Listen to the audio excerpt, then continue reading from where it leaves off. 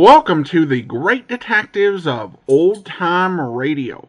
From Boise, Idaho, this is your host, Adam Graham. If you have a comment, email it to me, box13@greatdetectives.net. Follow us on Twitter at Radio Detectives and become one of our friends on Facebook, facebook.com/Radio Detectives.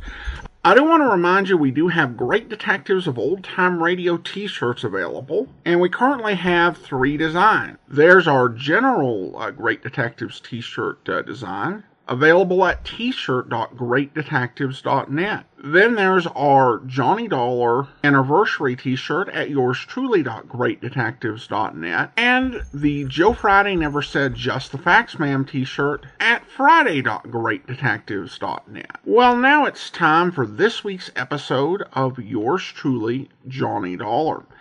The original air date on this one, July 18th, 1951, and the title is The Neel Breer Matter.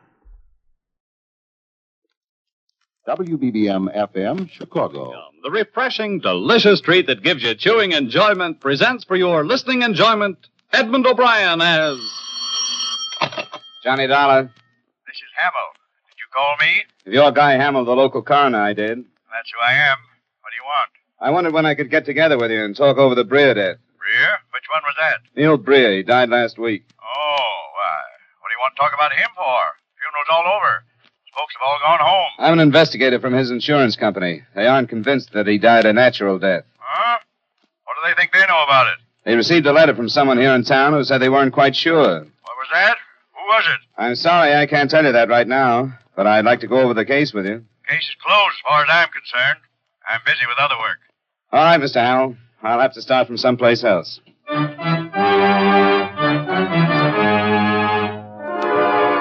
The makers of Wrigley's Spearmint Chewing Gum bring you Edmund O'Brien in a transcribed adventure of the man with the action-packed expense account, America's fabulous freelance insurance investigator. Yours truly, Johnny Dollar.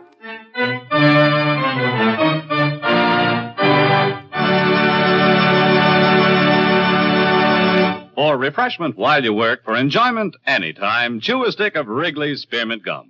The delicious, long-lasting, real mint flavor of Wrigley's Spearmint cools your mouth and freshens your taste. The good, smooth chewing helps keep you feeling fresh and alert, adds enjoyment to whatever you're doing. So, indoors, outdoors, at work or at play, enjoy chewing Wrigley's Spearmint Gum. Wrigley's Spearmint. Refreshing, delicious.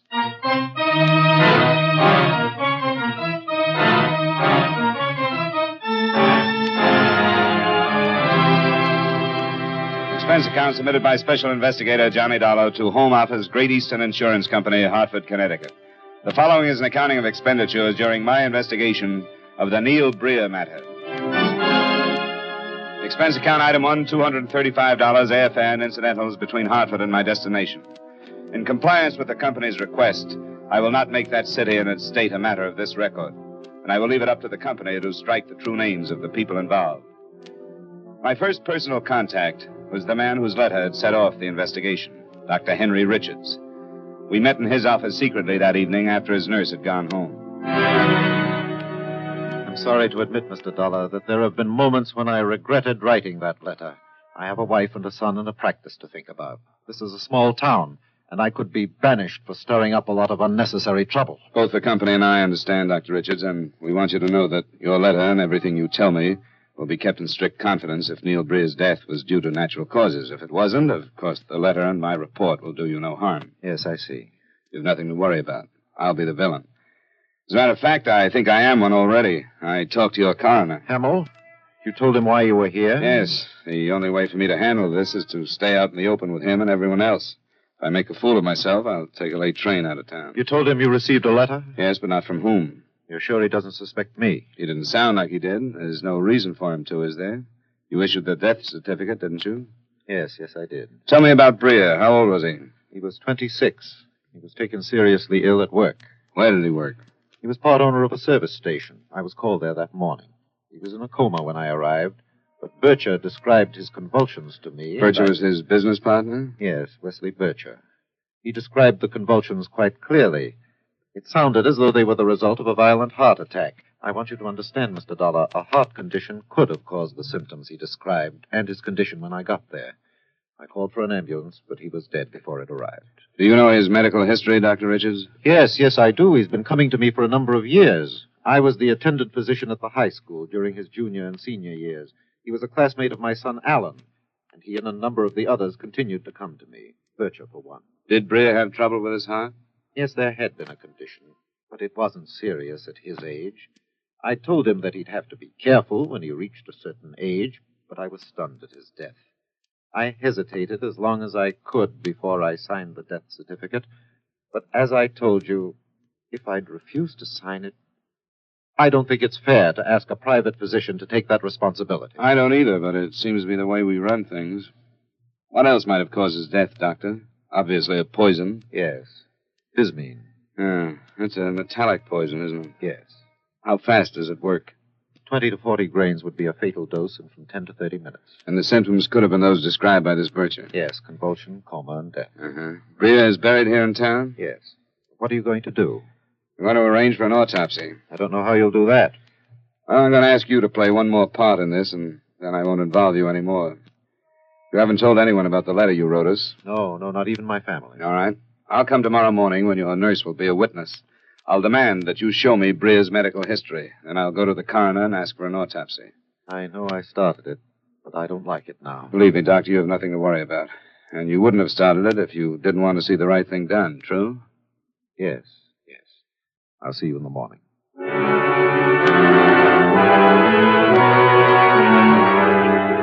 I made my appearance at the doctor's office the next morning, was unpleasantly efficient with his nurse, went through Breer's medical history, and proceeded to the coroner's office. The fact that he held that public office had nothing to do with Mr. Guy Hamill's personality. He was close to 50, and it had taken years to develop it. If he'd been a banker or anything else, I'm sure he would have been the same. I caught him as he came out of his office. I told you yesterday I was busy with other business. I know, but I hoped you might spare just a minute or two. Why didn't you call for an appointment? That's what I was doing yesterday when you told me you were too busy. Well, I am. Why don't you come back tomorrow sometime? It would be faster to go to the state police, Mr. Hamill. Well, why don't you do that then? I want to play fair with you. I don't want to go over your head unless I have to. I'll keep you from your lunch only a minute or two. Well, all right. Come on. You've got a lot of nerve, you know, saying these things to me. Maybe you're right. But I'm being paid to say them and a lot more. Right now, I'm going to ask you to have Breer's body exhumed, have an autopsy performed. So, you're an investigator from an insurance company in Hartford. Well, I think it's time you brushed up on municipal law. As a coroner, I'm required by law to hold an inquest and order autopsy when there is reasonable grounds to suspect that the deceased suffered a violent or unnatural death or died suddenly from some unknown cause. Yeah, that's a perfect quote. Neel Breer died as a result of a heart attack, and a competent doctor issued a signed death certificate to that effect. Do you have reasonable grounds? Yes, the letter I told you about. Reasonable. In effect, it said that Breer was young and healthy and that there was a reasonable question about his dying of heart attack. Did this person presume to know as much about Breer as his doctor? As much, maybe. How familiar are you with poisons? Have you been trained to diagnose their symptoms and so on? No, I haven't. I rely on the attendant doctors to inform me. I'm not blaming you for that, but has it ever occurred to you that every practicing physician is not an expert toxicologist? The study of poisons is almost a science in itself. It's not my job to check up on the doctors that sign death certificates. And what's this about poison? There is a poison that, while it's killing, gives the same symptoms as a heart attack. I'm adding that to the letter the insurance company received. To me, that adds up to reasonable grounds for suspicion. You know, I think your heart is in the right place. I don't go for this poppycock, but I can see how you'd get upset. It's not me. It's the insurance company that doesn't like even the possibility that murder or suicide can be committed and charged off to death by natural causes, simply because a doctor signs a death certificate. Now, do I get my autopsy? The case is closed, no matter what you say or think. It's the law. Do you think Breer survivors will feel the same way, his father and widow? I don't know. You can go ahead. If his survivors demand an autopsy, and I don't think they're fools enough to, then I'll accept that as reasonable suspicion, and I'll order an autopsy. That's good enough. And if you talk them into it, you're going to be held responsible as far as I'm concerned. Now, I'd like to eat my lunch, if you don't mind.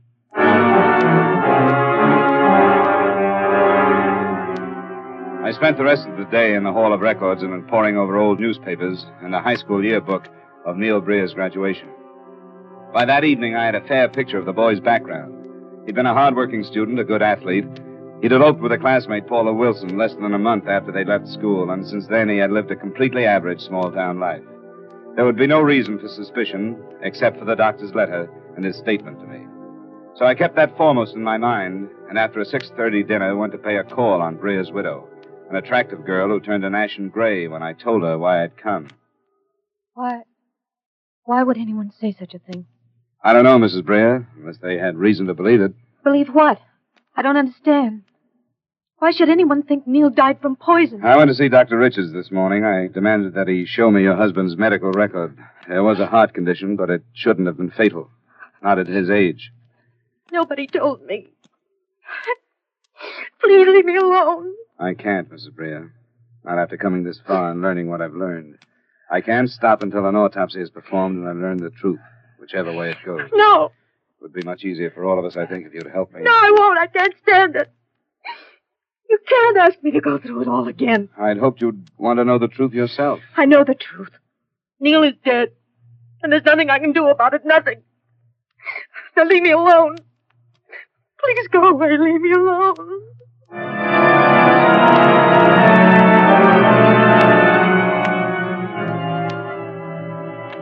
Neel Breer's father ran a small grocery store with living quarters above. At first meeting, I hoped for more cooperation from him. He evidently had a calmer acceptance of death. You should have come to me first. I could have told you about Paula. Grief ain't honest after a person's dead. When a person's alive and suffering, then it's honest.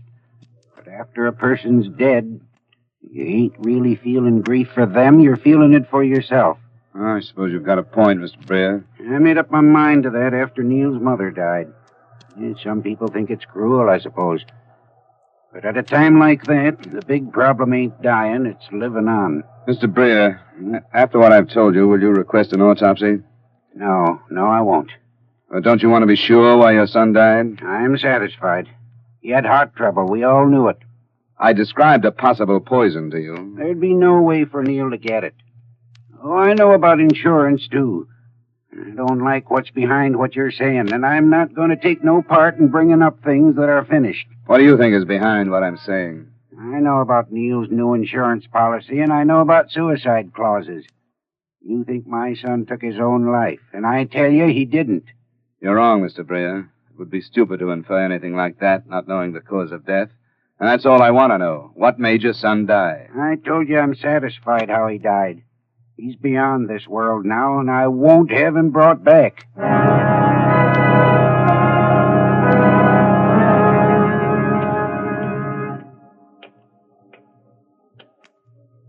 Good evening, sir. Hello. Key to room 312, please. Yes, sir. Oh, Mr. Dollar, you've had a couple of calls. The last one just a minute ago. Oh, thanks. No name left? No, sir. Well, who took the calls, please? I did. We don't have a regular phone operator. Oh, this gentleman, what did he say? Why, he asked for you. No, the first time he asked if you were registered here and had me ring your room. Then he called back a minute ago. He seemed awfully upset. Did you ask his name? Yes, but he said, never mind, I'll call back. Could you tell anything about the voice, like whether it was an old man or a young man? Well, I'd say it was young. Yes, young and almost hysterical. Yeah. Here's my card and ID. Yes, sir. When this man calls again, I want you to listen to the conversation. I'll get into trouble. No, you won't. Maybe over a legal matter, I'd like to have a witness. I can't pay for your help because paid witnesses are no good. Will you help me? If you're sure it's all right. It is. That's a promise. Thanks. I'll go right up to my room.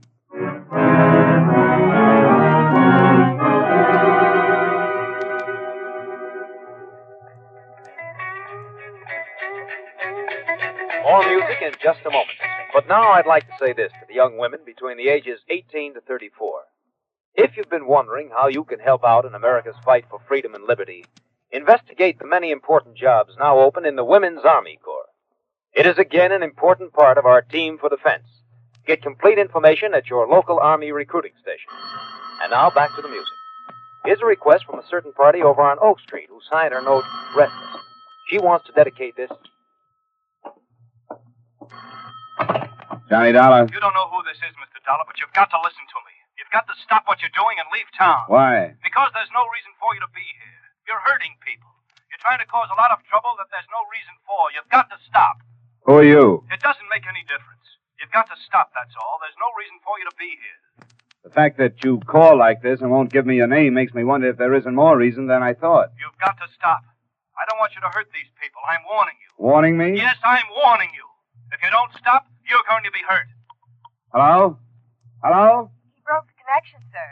That was the same man? Oh, yes, sir, it was. And you heard him warn me? I heard him all right. Good. Now, will you get me the home phone number of Coroner Guy Hamill?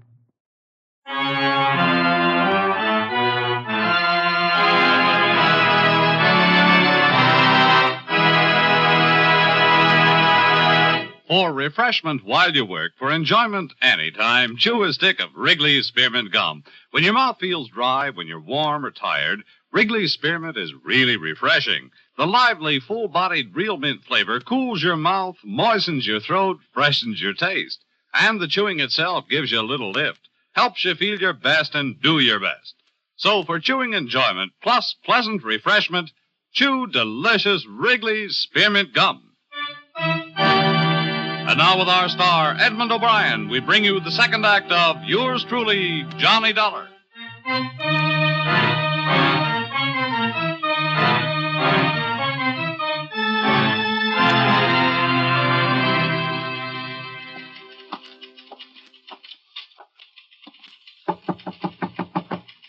Yes? Dollar, Mr. Hamill. Oh, yes. Come on in. Well, I suppose you feel perky this morning. Better than I felt yesterday afternoon, I can tell you that. And I suppose you've got it right. The toxicologist's on his way from the state capitol. The body will be ready for him and his helpers when they get here. I hope you understand that I couldn't do anything but what I did. Sure I do. All I have to go by is the death certificate. But something like that phone call to you comes up, and then I can move. I suppose you never thought of it, but your position and that of a big share of the coroners in the country is pretty much the same as the position of the insurance companies. Hmm? Well, all they've got to go on is the certificate, too. Doctor signs one, the company meets the claim. Nobody will ever know how many poisonings have been chalked off to natural causes. Not because the doctor isn't sincere as a rule, but because he hasn't had the training to rate the responsibility of making the decision. Well, it's 9:30. Those men from the Capitol should be here in an hour or less. I guess I'd better see that things are ready for them. You want to be on hand? No, thanks, Coroner. I'll leave my name and number with the clerk if you'll have them phone me when they're through, huh?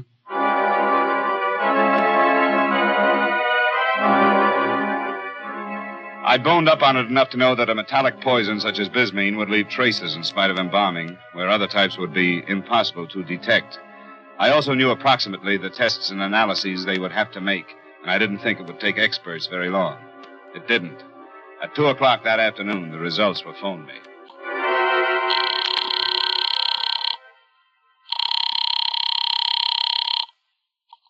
Hello, Dr. Richard speaking. This is Johnny Dollar, Doctor. Oh, yes. What is it? Well, you should feel proud of yourself, sir. Neel Breer's death was caused by bismine. What's that? An analysis was made? I didn't know anything about it. It was kept under cover. A man from the state capitol came over. They just finished. Well, then my instinct to write the letter was sound. Certainly was, and I hope you get the credit you deserve. No. But at least you and I can meet in public. How about dinner tonight? I'd like to, but I can't promise. Actually, this case has just started for me. Oh, of course, I should have thought of that. And I'm right back to you for help again. Yes, certainly. About the availability of bismine. Where could Breer have gotten a hold of some? Very small amounts of it are used in the treatment of certain blood disorders. It's not a common drug by any means. I really don't know where a layman would get it. Okay. Well, all right. Thanks, Doctor. Of course. Good luck. Call me if there's anything I can do.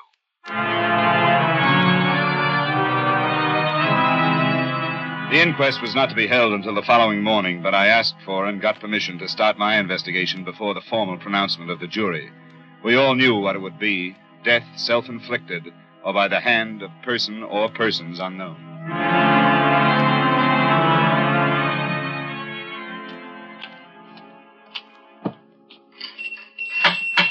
best quality I can find. Yes, Mrs. Kelly. Sam's late to work today, but when he gets here, I'll send it right over. Yes, thank you. Hello, Mr. Breer. Well, Mr. Dollar, You did it, didn't you? I'm sorry, but at this point, I'm hardly the one to blame, am I? I blame you for tearing up our lives again. It was better before, no matter what. Sometimes ignorance is more merciful than knowing things. I'm afraid I can't agree with that. Well, don't make no difference. We know, and we'll have to take the things that come with it. You mentioned suicide yesterday, Mr. Breer. Did you have any reason other than being angry with insurance companies and me? Not no definite one. Nothing he told me. What reason, then? Neil and me weren't very close. Hadn't been for quite a time. I didn't like his marrying that girl the way he did, and he knew it. What do you mean, the way he did? Running off. Her barely the age of consent, and him not much older. I told them they was ashamed to tell their parents because they knew it wasn't decent. Haven't they been happy? I'm not sure either way. Neil didn't come home much, and he wouldn't tell me anyhow. But his business partner, young Wes Bircher, come to talk to me. Asked me what was ailing Neil. Said something was. He was down in the mouth all the time. And on the strength of that, you mentioned suicide to me, huh? Well, when I learned you was an insurance man after something, and then you talked about poison, that's when I figured you thought it was suicide on account of that new policy he took out. That isn't very much, is it? All right, Mr. Breer. I'll go down and talk to Wes Bircher.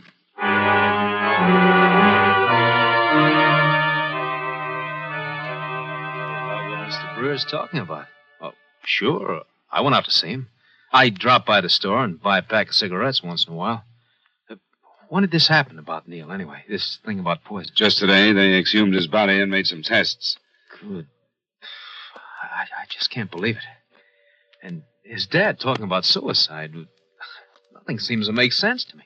And you don't think he was depressed about his marriage? Well, not depressed exactly. What then? What I said to his dad was that Neil didn't seem to be interested in anything anymore. We used to go hunting and fishing. He loved it. But the past year, maybe less, well, he just lost interest.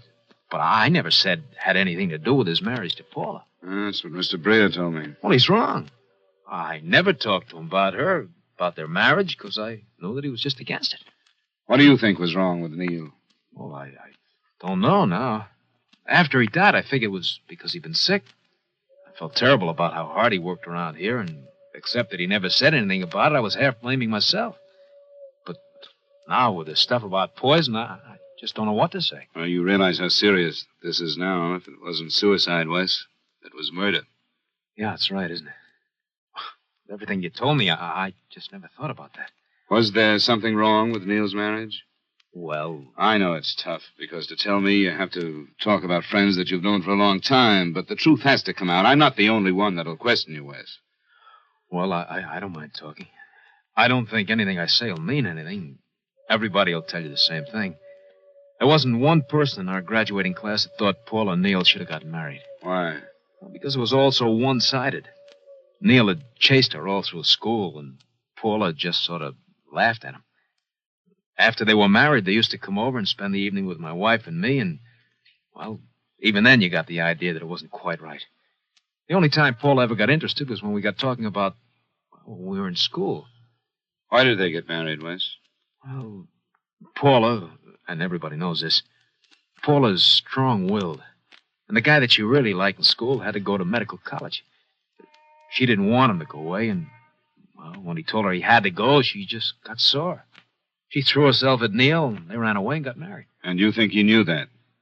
Maybe not when he should have, but he must have found out. He never said anything. Like I said, he didn't seem depressed. More like he was always trying to, get her to love him. Gosh, I don't know. Maybe he did do something.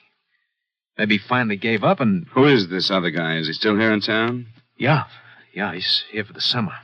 He's Al Richards. Alan Richards? Yeah, Doc Richards' son. They went together all through school, but she just told him that she wouldn't wait for him if he had to go away. She sounds spoiled, huh? Suppose you tell me what happened here the day Neil died. According to Bircher, nothing unusual had happened that day. They'd opened their place at 7:30. They hadn't worked unusually hard. They'd taken a break at about 9. And Neel Breer had been taken ill about 25 minutes later. And as I'd heard, he was dead not long after that. These people didn't fit into a picture of murder. None of the innocent ones had suspected it for a minute. But it was murder. I didn't have any proof of it when I left the service station, but I thought I had answers to a lot of questions. The solution was pathetically simple.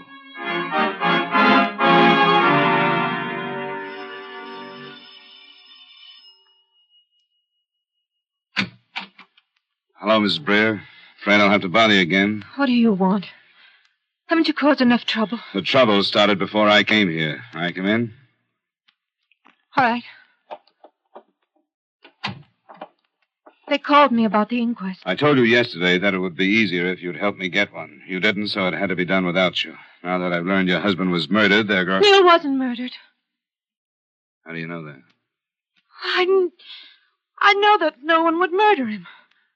There'd be no reason to. How do you think he died? I don't know. If this story about poison is true, he must have taken it himself. Why do you think he would have done that? I don't know. I've talked to people. I know more about you and Neel than you think I do. All right. I didn't love him. He knew it. I could never love him. That's why he committed suicide? I don't know. You asked me why he would. We weren't happy. Why didn't you get a divorce? I don't know. We didn't want to. There are only certain grounds in this state. You aren't cut out for this part, Mrs. Breer. What part? The quick answers. You're scared stiff.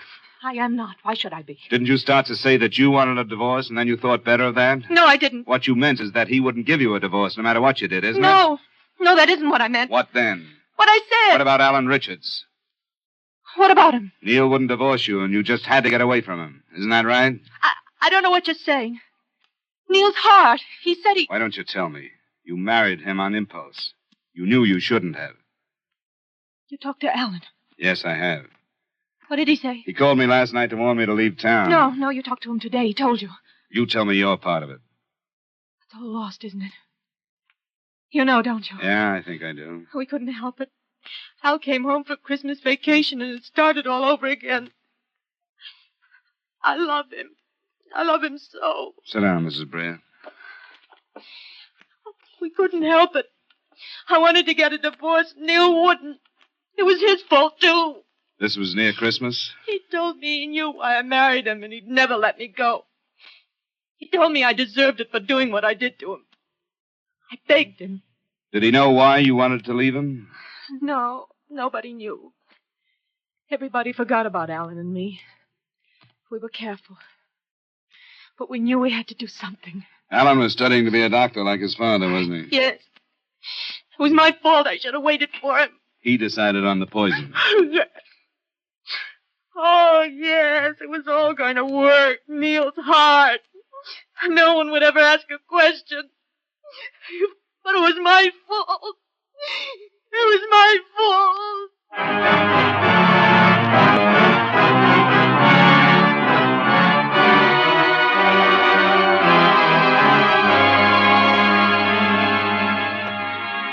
The rest of it I gave to the police. The fact that the uncommon poison was available to a medical student was administered by way of a vacuum bottle of coffee. After that, I left town. Expense account item 2, miscellaneous, $86.70. Item 3, same as item 1, transportation back to Hartford. Expense account total, $556.70. Remarks?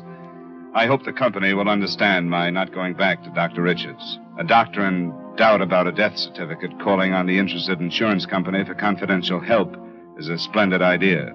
But in this case, the doctor's son was an accomplice to murder. Yours truly, Johnny Dollar.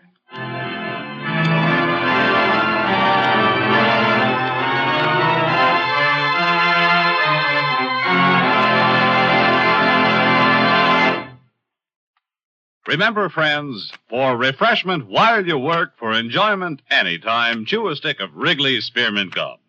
There's lots of lively real mint flavor in it to cool your mouth, freshen your taste, and sweeten your breath. And chewing Wrigley's Spearmint helps keep you fresh and alert. You feel better, work better, get more fun out of doing things. So, indoors, outdoors, at work or at play, always keep delicious Wrigley's Spearmint Chewing Gum handy. For refreshment while you work, for enjoyment anytime, chew a stick of Wrigley's Spearmint Gum. Yours truly, Johnny Dollar, brought to you by Wrigley's Spearmint Gum, stars Edmund O'Brien in the title role and is written by Gil Dowd with music by Eddie Dunstetter. Edmund O'Brien can soon be seen starring in the Paramount Pictures production, Warpath. Featured in tonight's cast were Ralph Moody, Edgar Barrier, Joe Duvall, Gene Bates, Mary Shipp, Tony Barrett, and Peter Leeds. Yours truly, Johnny Dollar, is transcribed in Hollywood by Jaime Del Valle.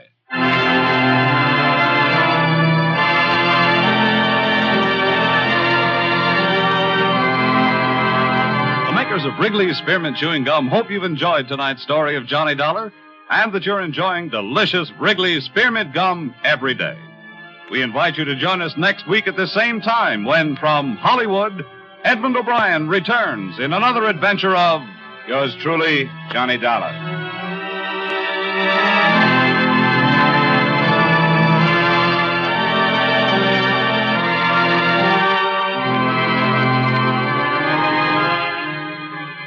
Bob Stevenson speaking. This is CBS, the Columbia Broadcasting System. Welcome back. Well, I really enjoyed this story, and this has been one of my favorite O'Brien stories that we've heard in recent weeks. We didn't actually get to listen to this one when we were playing the O'Brien episodes originally. This only came into circulation in recent years. We were already into the Bob Bailey era when that happened. And so we did some special weeks to play some of these episodes that came into circulation for O'Brien and Lunn. One thing I did find curious is them not actually naming the city and making a point of that and hoping the insurance company would change the names being listed. Now, I found that curious because when you get into the Bob Bailey era, there's this idea, and this is a key plot point, that Johnny's adventures are broadcast over the radio, which is not something being done during the O'Brien era. There are two things that occur to me. Maybe this was just kind of mentioned as like a wink before it became an ongoing plot point. The other possibility that occurs to me is that a real-life case might have been the basis for the story. I'd mentioned how Dragnet had influenced other programs, so I don't think it would be very surprising if they took a sort of story that had happened in another city and in real life and told it, but were careful to avoid giving any hints and change some details. Again, it's just a very curious note to have in there. Having Ralph Moody play the coroner was an interesting choice, and I kept being unable to think of anything other than his role in the Dragnet special, The Big Little Jesus, where he plays Mr. Flavin, the owner of the religious bookshop who told Friday and Smith that they would never find the person who stole the statue of the child Jesus, because anyone who did that was a crazy person, and they would be where crazy people are. I wonder if I watched and listened to that special a few too many times. It is burned on my memory. So if Ralph Moody is playing this character, telling our hero no, something can't be done, that's what I'm going to leap towards. Now, I do want to go ahead and thank our Patreon supporter of the day. Thank you to Lise, Patreon supporter since July 2017, currently supporting us at the rookie level of $2 or more per month. Thank you so much for your support, Lise. And that will do it for today. Join us back here tomorrow for an episode of Suspense based on an indictment script. And then next Friday, we'll be back with another episode of Yours Truly, Johnny Dollar. And then next Saturday, we'll be premiering The Silent Men. In the meantime, send your comments to Box13 at greatdetectives.net. Follow us on Twitter at Radio Detectives and become one of our friends on Facebook, facebook.com/Radio Detectives. From Boise, Idaho, this is your host, Adam Graham, signing off.